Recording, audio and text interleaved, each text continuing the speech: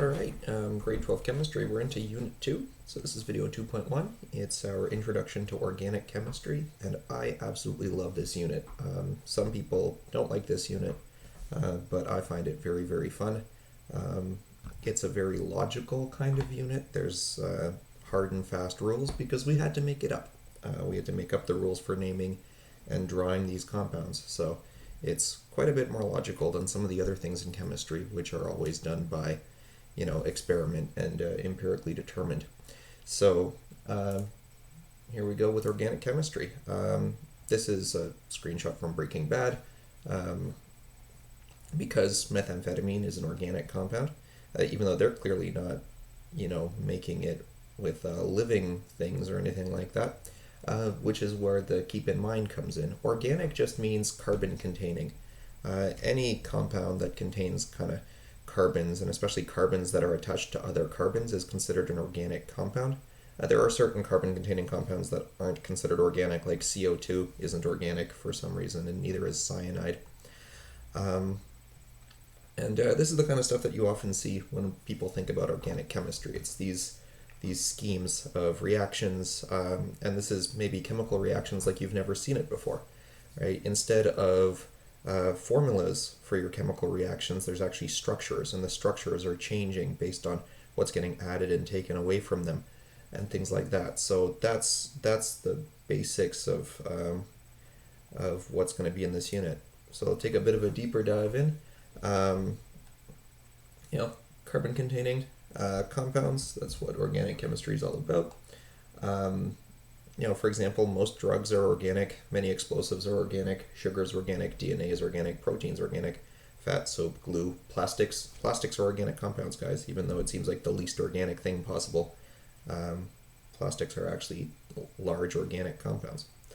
So here's a few. Here's superglue, here's sucrose, here's some DNA bases, there's TNT, that's dynamite. All of them have carbons, lots of carbons. And so what are we doing? Well, we're doing a bunch of naming.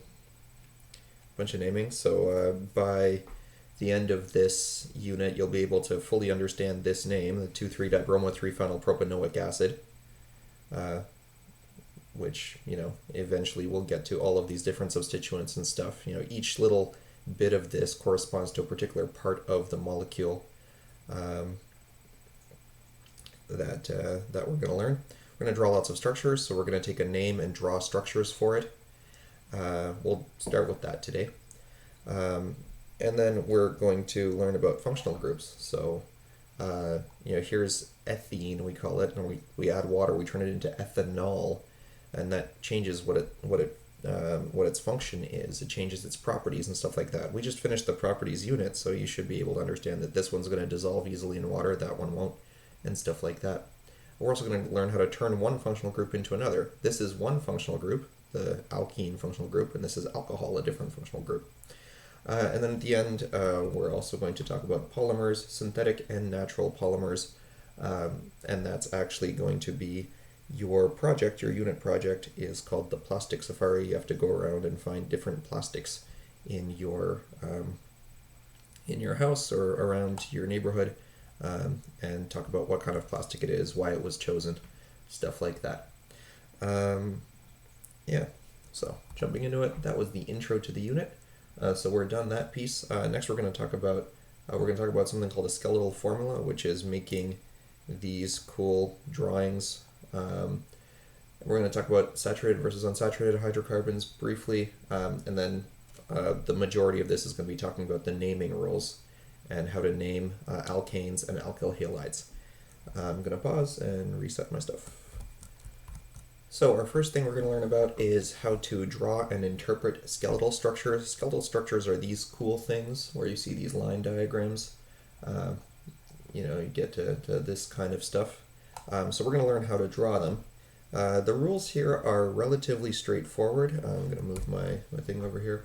The rules are any point that doesn't have a letter is a carbon.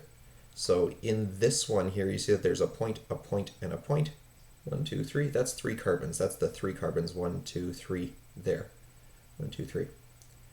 The other rule is carbon likes to make 4 bonds. So we assume that the carbon is always making 4 bonds. But when we look at this carbon's making 1, this carbon's making 2, this carbon's making 1. So that there is where the third rule comes in, and that's that the hydrogens on any carbons are hidden, because there's so much hydrogen around from all this water and stuff everywhere that it's going to fill in any gaps that we put. Any gaps that we put is going to be hydrogen. So you can instantly kind of tell how many hydrogens are on a formula, or how many hydrogens are on a particular carbon, just by counting up to 4. So if we look at this carbon here, it's making 2 bonds, 1, 2, which means that there's room for 2 more hydrogens on it, 1, 2, 1, 2. So we know that there's 2 hydrogens there. And we look over at the structural formula, there's also 2 hydrogens on there. So we always know. And the end one is going to have 3 because there's room for 1, 2, 3 hydrogens on it, 1, 2, 3 hydrogens on it. So that's the skeletal formula. And you can get more complicated ones as well. So, a quick quiz, how many hydrogens would be on this carbon, that carbon right there? Well, it's making 3 bonds, 1, 2, 3. There's room for a fourth. You can also draw these with wedge bonds and dash bonds, like we learned how to do in the previous unit. So if I wanted to actually draw the hydrogens on this molecule, I could actually put a wedge on it with a hydrogen on it, or a dash with the other hydrogen on it if I wanted to, right? And there's the 2 hydrogens that would be on that carbon, and there's the 4 bonds that that carbon is making. So that's how you draw a basic skeletal formula. Here's a bunch of other ones: butane, pentane, hexane, and then a few other rules. Here is vitamin A as a calculate structure. Here is vitamin A as a skeletal structure. A few other rules: double bonds, you just put a second bond on there. That's a double bond. So that counts as 2 bonds. So another pop quiz: how many hydrogens is this carbon holding on to? Well, we have to think about how many bonds that carbon's making. So it's making 1 bond this way and 2 bonds this way, so it's making 3 in total. That means there's only room for 1 hydrogen on that carbon. So when we look at the same carbon here, hey look, there's the 1 hydrogen on it. This carbon here is already making 4 bonds, 1, 2, 3, 4. So it doesn't have room for any hydrogens at all. And there's that carbon there. No hydrogens on that specific carbon, because it's already making its 4 bonds. Same with this carbon here. That one's making 4 bonds, 1, 2, 3, 4. And so that carbon we expect to have no hydrogens on it, and there it is, no hydrogens on it. Very quick to see it. Okay. So double bonds are just a second line. Triple bonds, same thing, 2 more lines. And then we get into heteroatoms. Remember, so in Latin, hetero means different. So heteroatoms are atoms that aren't carbon. So the rule for any heteroatom other than hydrogen is they are actually written. They are written. So here, for example, vitamin A has this oxygen on the end of it, and we actually do write that oxygen. So this line here finishes at the oxygen. There's no carbon there. That is showing you that the oxygen is on that end. So you see that the oxygen is pointing down here. That oxygen is pointing down. So it's a common mistake I see when people are first learning about skeletal structures. They think that there's a carbon there and then the oxygen. No, that line points right to the oxygen, showing that there's a bond to the oxygen. And then the last rule is we don't write hydrogens on any carbon, but we do write any hydrogens that are on heteroatoms, because we can't assume that there's a hydrogen there. Sometimes these things are charged and the hydrogen has fallen off, stuff like that. So we do write any hydrogens that are on heteroatoms. So advantages. Why do we do this? Well, they're compact, right? They're easy to interpret. Here's vitamin A. You'd have to draw all the hydrogens, all the carbons. It would take a very long time. It's hard to tell that there's a double bond and stuff because you're running out of room. Meanwhile, this is much easier to interpret. You can very quickly tell how many hydrogens are on something. We know that every angle and every point is a carbon, so easy enough to tell what is going on. The disadvantage, of course, is you have to know the rules in order to read them properly. So, interpreting these, it takes a little bit of time, but once you get it, it's very, very snappy. So it's quite nice. Okay, that's skeletal structures. That's how you draw skeletal structures. And I'm going to pause and set up our next thing, which is saturated versus unsaturated hydrocarbons. Saturated versus unsaturated hydrocarbons. The saturated refers to saturated in hydrogen. So let's actually write that in. Saturated in hydrogen. Saturated equals saturated with hydrogens, right? With hydrogens. If you think about back in grade 11 chemistry, we talk about saturated solutions, where the solution is holding as much solute as it possibly can. We take the same kind of language and use it to talk about hydrogens. And essentially, if you look at the keep in mind up here, when we add a new carbon to a chain, we take away one bond, but we add 3 more. So what I mean by that is, I'm actually just going to go over to this here. What I mean by that is, let's say I have something like this. This carbon is currently making, this carbon here currently has how many hydrogens on it? Pop quiz. Well, it's got 3 hydrogens on it. Got 1, 2, 3 hydrogens on it. 1, 2, 3 hydrogens on it. If I add another carbon to it, and here I'll put up the keep in mind and the current topic. If I add another carbon to it, right, I will have to take away a hydrogen, take away 1 hydrogen, but adding that new carbon adds 3 more hydrogens. 1, 2, 3, right? So I've taken away 1 hydrogen, but I've added 3 more. So every new carbon brings 2 new hydrogens.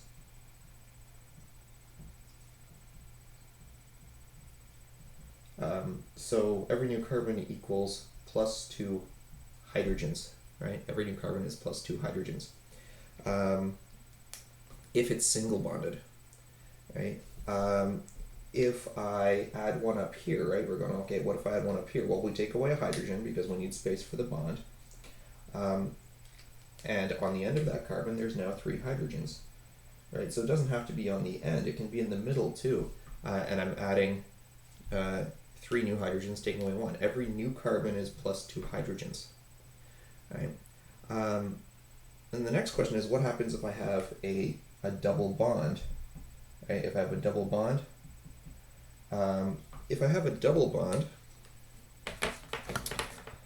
I need room for that double bond. This carbon is making 4 bonds, this carbon is making 4 bonds. If I want to put in a double bond, I'm going to have to take away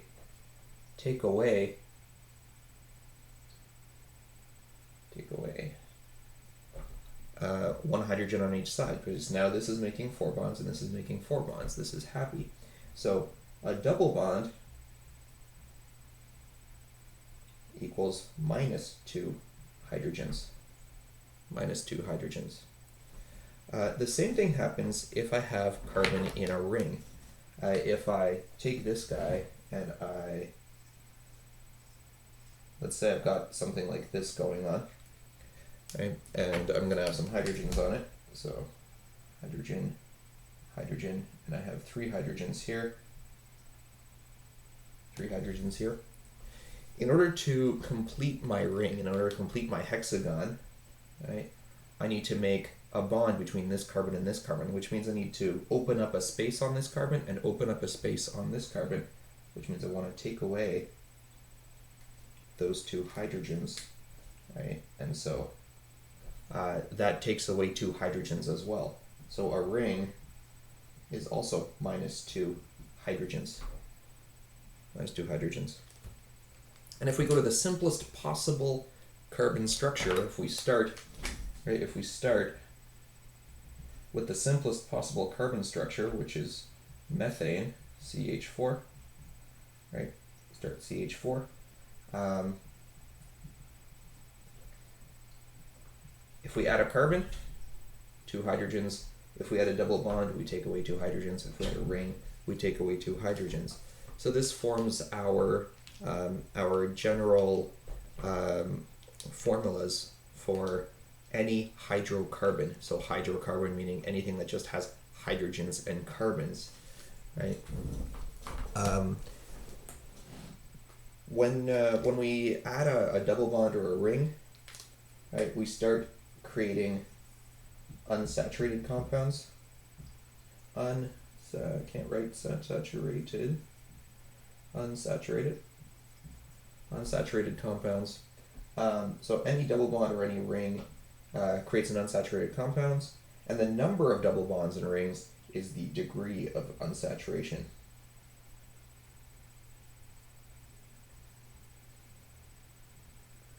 Degree of unsaturation. So if I have two double bonds, I have 2 degrees of unsaturation. If I have one double bond and 2 rings, I have 3 degrees of unsaturation, and so on, which means that I've lost 6 hydrogens, or I've lost 4 hydrogens, or whatever it is. Yeah, that leads to our basic formula. We start with 4 and we add 2 for every new carbon. So the basic formula for any hydrocarbon is if we have n carbons, how many hydrogens do we have? Well, if every time we add a new carbon, we add 2 hydrogens, it's going to be 2n. But we started with CH4, which has 4 hydrogens. So we have to do a little +2 here to account for the fact that we started with 4 hydrogens instead of just 2. So that's our base formula, CnH2n plus 2. But we have to, this 2n plus 2 is minus 2 for each degree of unsaturation. Right, minus 2 for every double bond and minus 2 for every ring.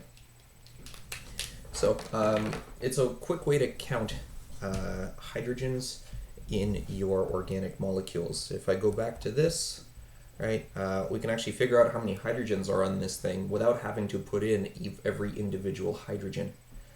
So all we have to do is count how many carbons there are. So we have 1, 2, 3, 4, 5, 6, 7, 8, 9, 10, 11, 12, 13, 14, 15 carbons, right? So this is C15.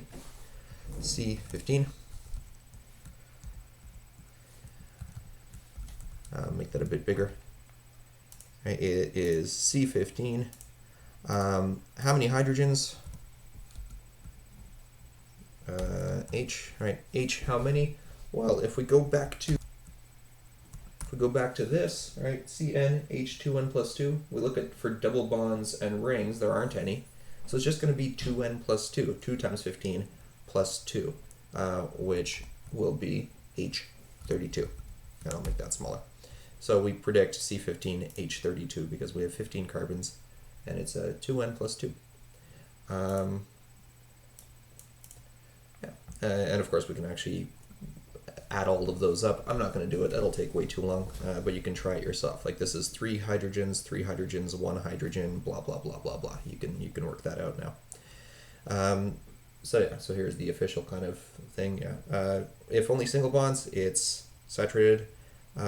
Any kind of additional double bonds, single bond, or rings will make unsaturated. So notice we start with C4H10. That's if we use our 2n, CnH2n plus 2, C4, 4 times 2 is 8 plus 2 is 10, that's C4H10, it's saturated.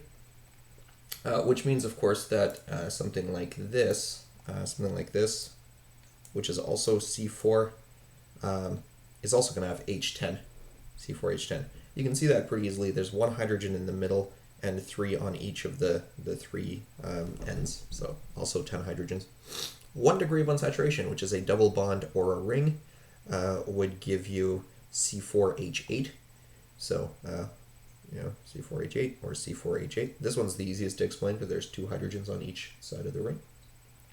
And then 2 degrees of unsaturation, like this, butadiene, will have C4H6. Every degree of unsaturation takes away 2 hydrogens. And that's saturated versus unsaturated hydrocarbons and the degree of saturation. So yeah, that's the general formula. We can amend the general formula if we want by adding in 2 1 plus 2 minus 2 times double bonds. Maybe I'll just put dB for double bond, and 2 times rings, something like that. But that's kind of complicated, so we're just going to leave it at 2n plus 2 for the saturated, and then just remember that every double bond and every ring will take away 2 hydrogens. So that's your general formula. We'll add some more of these when we talk about alkyl halides, alcohols, and other things like that. So I'm going to pause, and we'll move to the next thing, which is basic naming rules. Basic naming rules for organic compounds. This is the start of a wonderful journey for everybody. I do love these rules. They're very logical. I like them. So there's a question that I had in grade 11 when we do structures in grade 11 is how many ways can you arrange C6H14, which is aka hexane? And you can just do normal, just hexane, just in a line like that. But remember that with the degree of unsaturation thing, anything that has just single bonds will be C6H14. So that's C6H14. If we connect it like this, take away a carbon on the end, but put one in the middle somewhere, that's still C6, 1, 2, 3, 4, 5, 6 carbons, and it's still going to be H14, but it's a different structure. It's connected differently, right? Connected differently.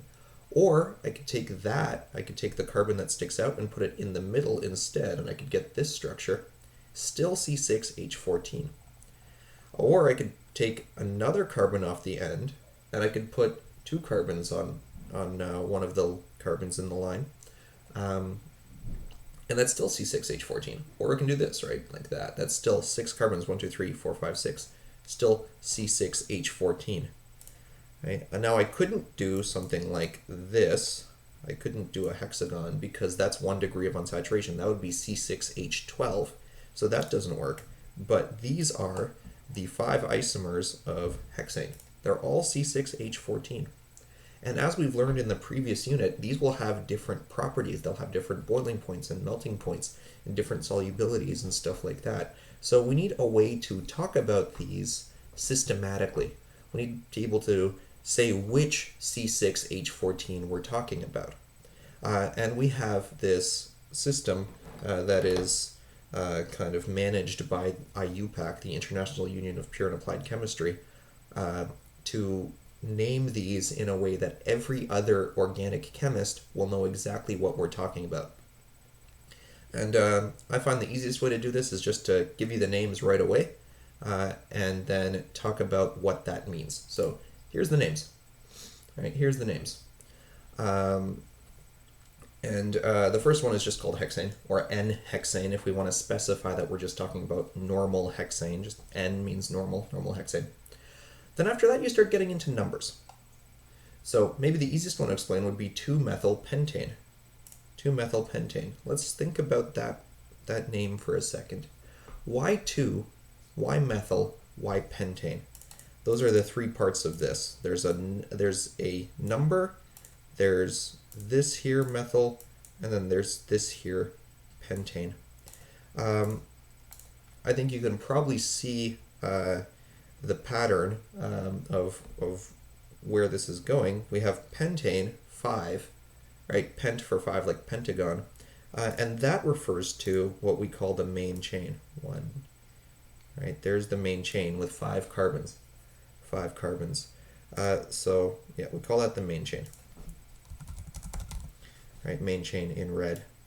The main chain is the longest unbroken chain of carbons. Right, longest unbroken chain of carbons. It doesn't have to go left to right. It can go up to down. It can go right to left. It can go down to up. Whatever the longest chain possible is your main chain. That's pentane. And then we have the 2 here, right? The 2, we've numbered our main chain. 1, 2, 3, 4, 5. We've numbered it, in this case, from left to right, because the 2 gets the lowest number.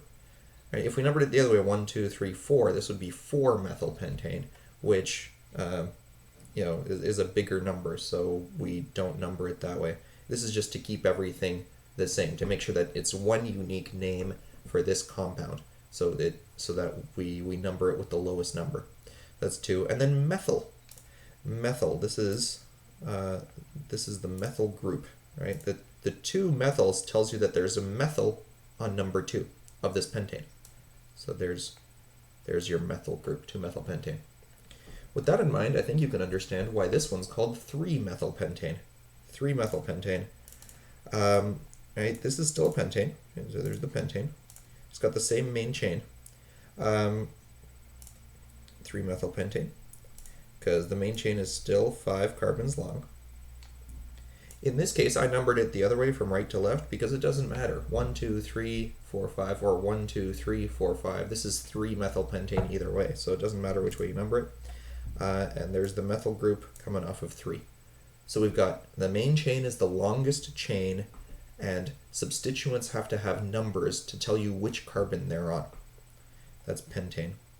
Now over here, the longest chain is now down to 4 carbons. 4 carbons. And it actually doesn't matter which longest chain you choose. This is 1, 2, 3, 4, but I could have just as easily done 1, 2, 3, 4 like that. And in fact, I'm actually going to move my number 1 over to this carbon. And you can see that it actually doesn't matter. It's still got 2 methyl groups off of it. And that's going to be butane. Butane is the word for 4. Butane is the word for 4. And now we have 2 methyl groups on it. 1, 2 methyl groups, and they're both on carbon 2. So in this case, we call it 2,2-dimethyl because there's 2 methyls on butane. Then the last one here is 2,3-dimethylbutane. 1, 2, 3, 4. And it's 2, 3 because there's a methyl on 2 and a methyl on 3. So those are the basic naming rules. It's important to note here that, and up here, that a rotation is not a different structure. It has to be actually connected differently. So if you number it, say, this way, that's still 2,3-dimethylbutane because you have a methyl on 2 and a methyl on 3. If you number it this way, that's still 2,3-dimethylbutane. The rules account for all kinds of different arrangements of the structure because it's still the same molecule. As long as you follow the rules.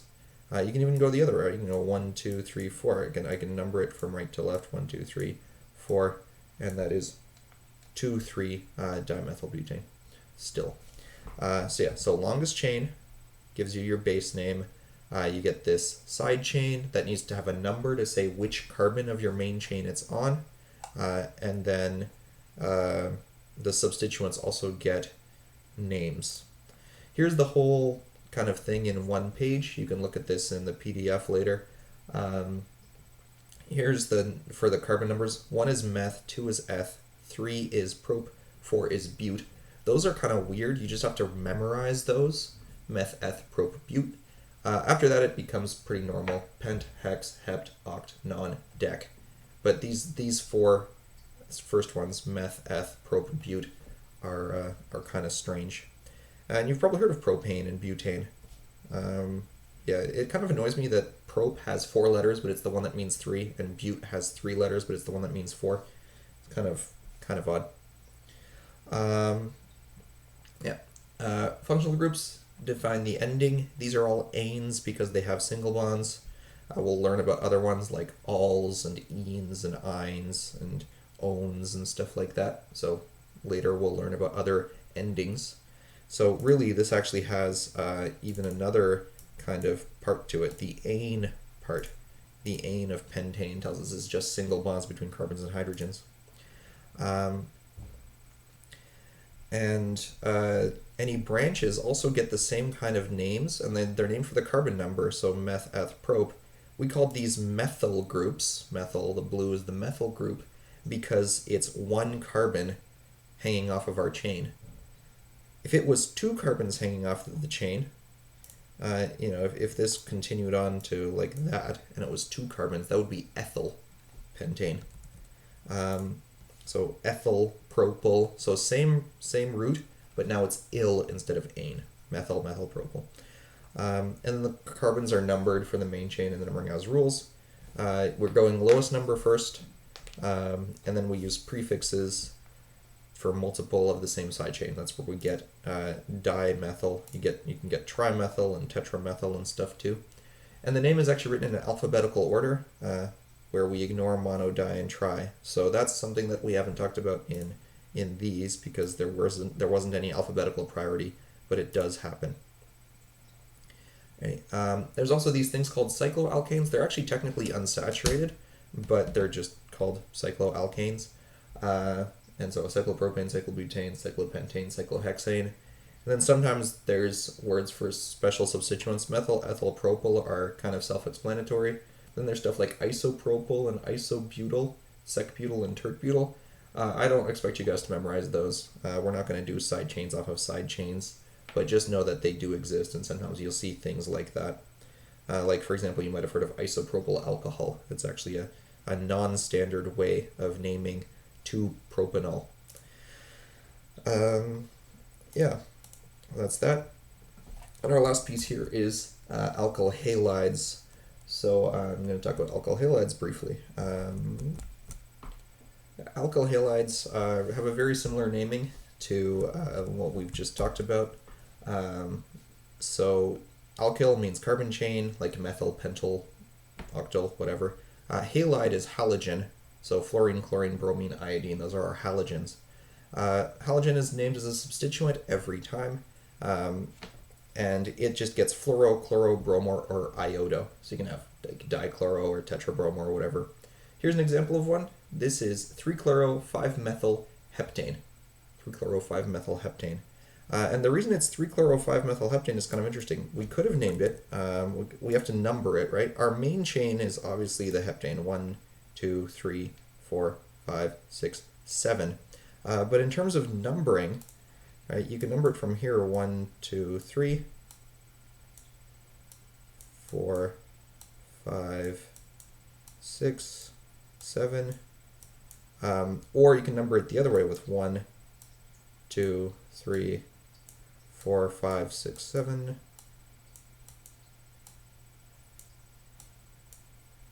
Right, 7.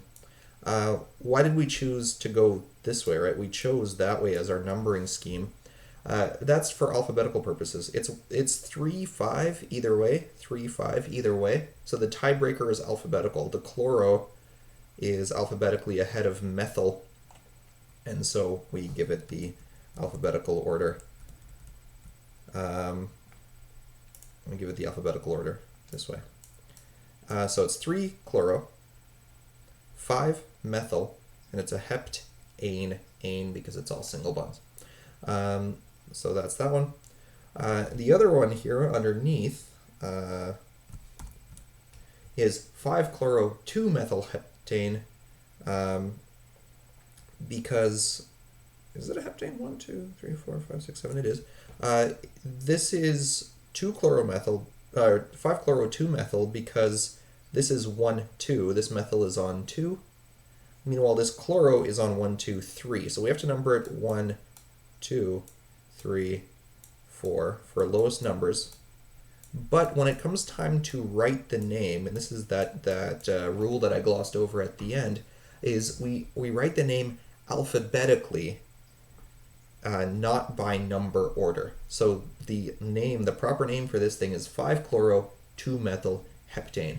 The reasoning for this is that it ensures that all of our substituents are in the same order every time. So if people are searching for this on the internet or something like that, and they want a chloromethylheptane, they can always search for a chloromethylheptane, and they're not confused by having a methyl chloroheptane somewhere. Right? So it keeps everything in a nice alphabetical order. Yeah, makes it easier to organize these things if we do it that way. So that's numbering, and we'll do one kind of review here. So I'm just going to do a quick review, and what we're going to do is name this big complicated thing that we had earlier. This guy, right? Big complicated thing we had earlier, and we have to think about our naming rules. So number 1, our first naming rule is 1, identify longest chain. So let's find our longest chain, and I wrote it in blue, so let's make it in blue. Obviously, we're going to start on the end somewhere. Maybe here. Here's a good start. 1, 2, 3. Maybe we check 1, 2, 3. 1, 2, 3. That's actually the same. So it could have started up here, or it could have started down here. 4, 5, 6. And here I have a choice. Do I continue on in the zigzag or do I go up? Well, there's more carbons up this way. So I'm going to go up. 1, 2. And so that is our longest chain. Then we're going to number. Right? Our next thing is we're going to number. Number for lowest number. Number it for the lowest number.